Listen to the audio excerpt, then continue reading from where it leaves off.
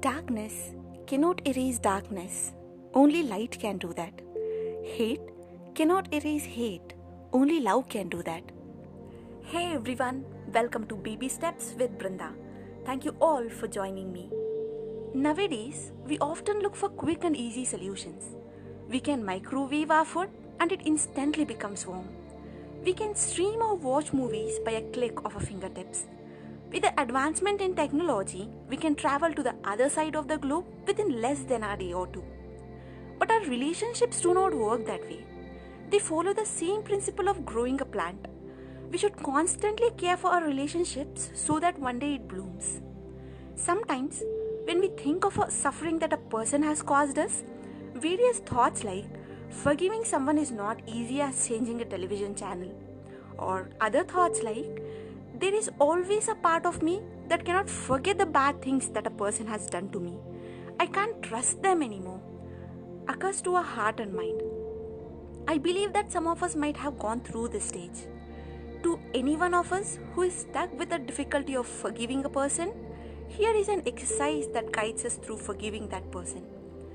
This exercise has personally helped me a lot to put down the similar kind of bitter feelings that I had in my heart. And I am eternally grateful for this exercise. This exercise consists of 7 steps, and all we need is a pen and a paper.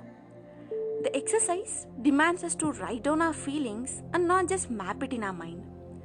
Here is a disclaimer before we start. The name used throughout this exercise is not intended to hurt the feelings or emotions of anybody.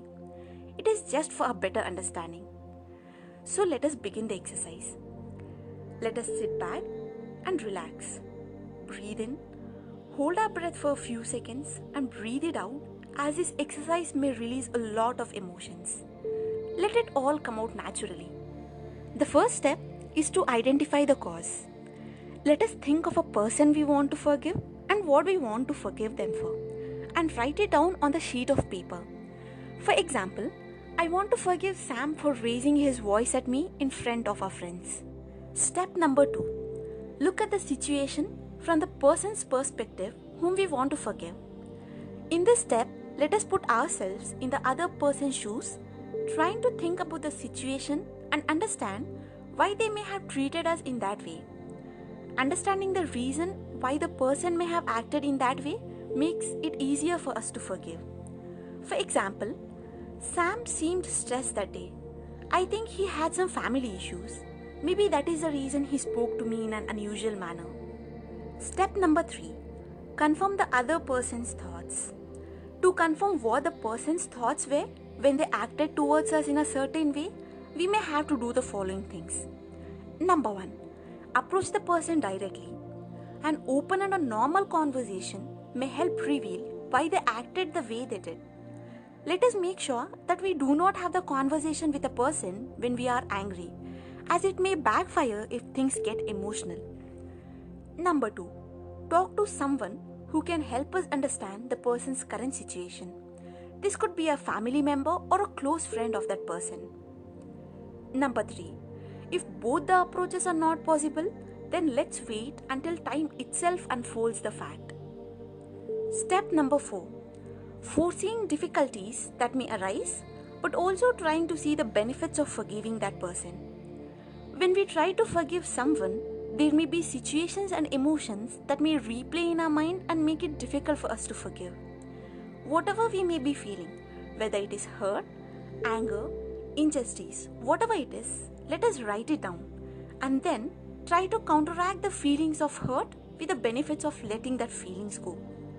For example, I think forgiving Sam will be hard because I did nothing wrong in that situation.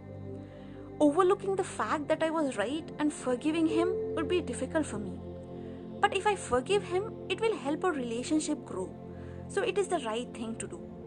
Step number 5. Remembering all the good things that the person has done for us.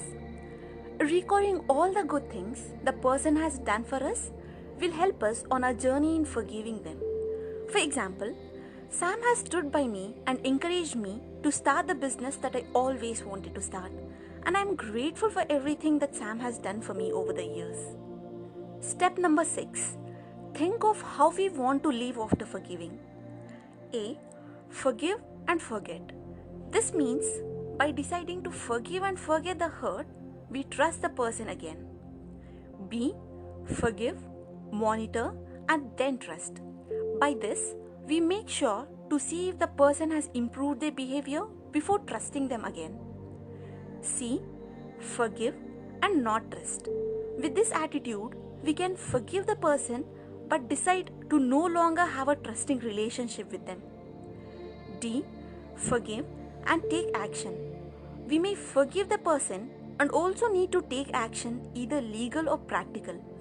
Example, we may forgive a business partner for cheating in business, but we still decide not to continue the business with him and start our own company. So, out of the noted A, B, C and D, write down how we want to live after forgiving that person and why we want to live in that way. For example, I am going to forgive and forget about Sam spoke to me the other day, because this was a rare situation in which Sam was not in his usual polite self. Step number 7. Looking at a forgiveness affirmation whenever we remember the hurt the person has caused us. The forgiveness affirmation should consist the following things noted from step 1 to step 6. Step 1. The person we want to forgive and what we want to forgive them for. Step 2. The situation from the other person's perspective, though that is in our own opinion.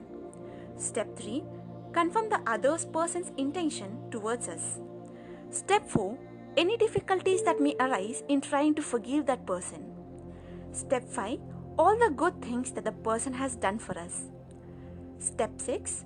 Whether we want to forgive and forget, forgive, monitor and then trust, forgive and not trust, or forgive and take action.